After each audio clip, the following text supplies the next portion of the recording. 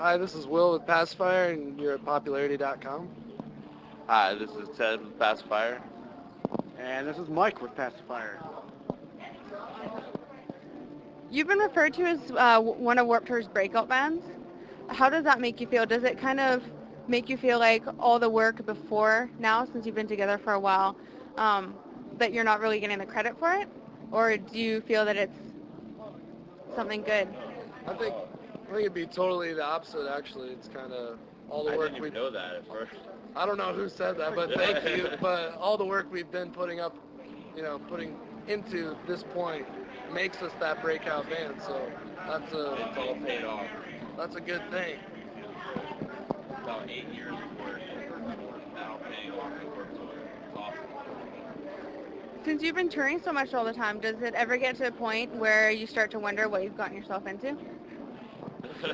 All the time. Yeah. Well, I'm actually new.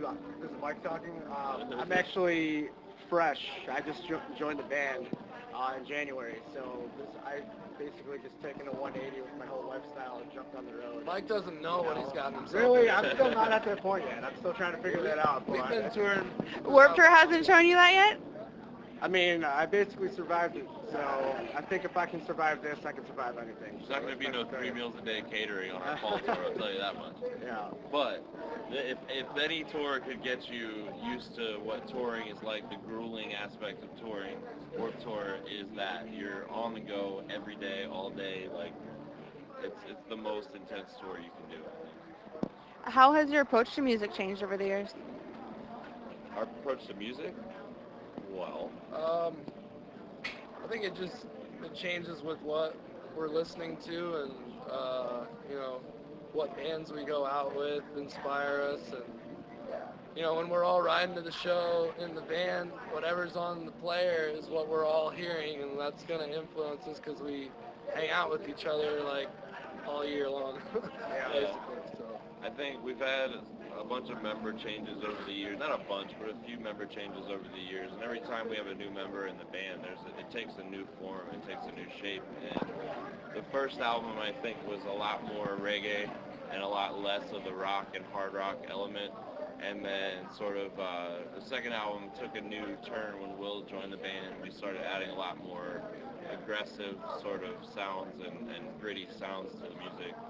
And now with Mike in the band, we have sort of this new element on the keys. We have like sort of a more intense key lines and more crazy synth stuff going on.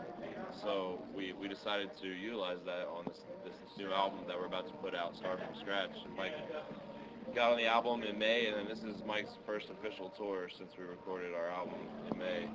So it's Good to be forever here. forever morphing. Is there anything else you can share about the album? So fans kind of get an idea of what they can expect? This album was produced by Paul Leary. He's the Butthole Surfers guitarist, as well as producer of Sublime, Slightly Stupid, Pepper, Expendables, a lot of bands in our genre, as well as bands in other genres. He's a very well-rounded producer, and this is our first time working with a producer because we never really felt like we could trust our sound with somebody else. But when he came to the table saying he was down to do it, it kind of changed for us because He voiced that he wanted to work with us. It's not like we saved up all this money to get a producer. It's like he wanted to collaborate, and it turned out really well. But it was really stoked to share really it with the fans. good combination of minds, his mind and our minds together. Really, I think we put together something special. What would you say are some of the most important things that you learned from this whole process? Well, just the process of working with like a fifth member of your band, almost. Coming to compromises and biting your tongue sometimes, and other times, coming up with new ideas, and that's what I learned from it. Just collaborating with a fifth person, since we're so used to being a team, as a team of four. Myself, as a sound designer by degree in college, I learned a lot in college, but sitting there next to Paul and watching him work sort of gave me all these new techniques that now I'm using in my own editing stuff that just like totally blew my mind. I had no idea you could do certain things that he's doing every day to make his process faster. Just sitting there with him for 20 minutes and watching him work sort of taught all of us new things about recording and editing and stuff like that. This was Mike's first time, not first time in a major studio, because Mike was with Fluid Minds. Yeah, in Chicago, I mean, I've had some studio experiences in like some pretty big studios, but this by far exceeds them all as far as professional level, working with the producer and everything, and it's high quality equipment. And one thing I took away from it is being prepared going into the studio is key. I wasn't in the studio with them for the previous album, but with this album we came in with good pre-production Pro Tools files that we could actually reference directly in. So I think that was definitely a key aspect of the fact that we were kind of limited with time in the studio. So that definitely helped Paul get a feel for what we wanted before we even jumped in. So The dress rehearsal for the studio. Sonic Ranch is like, it's like a Disney World for musicians. They have anything and everything you could ever imagine recording with there already. We hardly had to bring any equipment. It was all there for us. What are you most proud of on the album? I don't know. I think the range that we hit this time, the span of like Styles. styles and tones. More focused songwriting, I feel like. Yeah. I think older Passafire fans will hear the reggae still and also notice that, like Ted said, we're exploring more styles and jumping into our acoustic side and our metal side a lot more and our dub side. It's all more. There's two More of acoustic everything. songs now.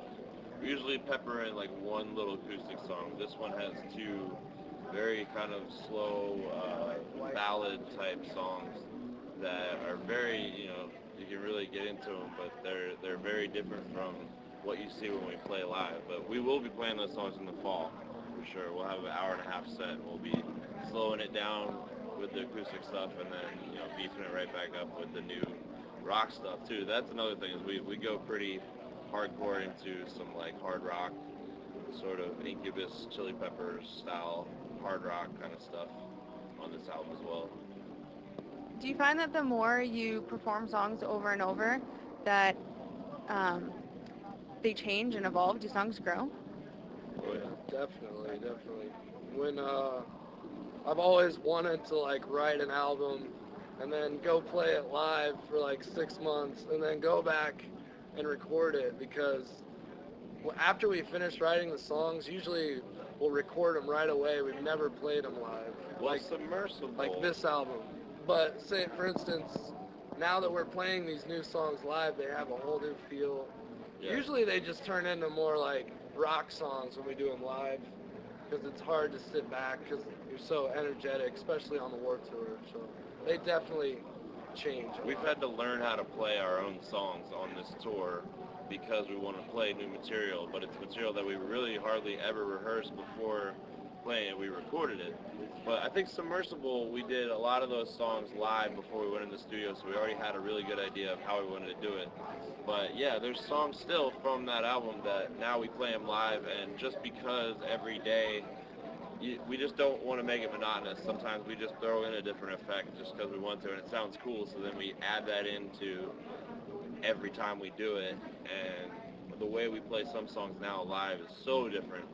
Not structurally, but just tones and a little different. more space too for improvisation, just little licks here and there, kind of just like maybe you might not notice it, but the hardcore fan be like, whoa, that sounds cool. It sounds different than the studio. I think like our live shows because it's totally different from the studio album. How do you feel that adding in the new material changes our live show? We haven't yet really experienced that. We've only peppered in 2 songs on Warped, but so far the response has been really great.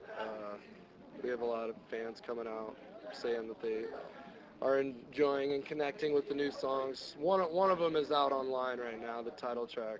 You can download on our website. So we've actually had fans already singing the words at Warped Tour for a song that we put out like 2 weeks ago. So it's awesome. What is what has been the best part of Warped Tour? Um, making new fans and Fans, new friends, meeting all the bands that we eventually become fans of ourselves. I mean, we've made a lot of big connections on this tour, and it's just going to be great seeing them either like in the fall or somewhere down the line. Definitely going to hook up with other bands that we met on Warped Tour and do tours in the future. And we've always said we wanted to do tours with other bands outside of our genre. And now I think after meeting all these bands and becoming friends with them, it's more possible because both bands will say, you know, we want to tour with these guys, and the management and booking will put it together. Whereas before, you know, a lot of management and booking are looking to put bands with other bands that sound just like them. Whereas we want to break out of that. We want to do tours where it's like maybe 3 different types of music that you're going to be entertained no matter what, but it's 3 different things instead of the same thing throughout. And this tour is going to allow us to do that. One key element on behalf of the whole band, I mean, Will actually just jumped in as Less Than Jake's bass player in the Colorado show because Roger and his wife are expecting a child. So basically, Will tried out, and Will's been playing the main stage ever since. So we're really proud of that. Just being able to see that every day is awesome. that's my personal best part of Warped Tour right there, for sure. Happy. And any final thoughts? Anything that you want to say to the Readers of Popularity? Readers of Popularity, thank you for checking out Passafire. This far, New album. that you've reached popularity.com. You love us so much. Yeah, we have a new album. We want you to hear it. And we have a new single out. We want you to hear that. Tell us what you think. It's on passafiretheband.com. We're doing a fall tour to support this album, and we're going to be in pretty much every city that Warped Tour has been to.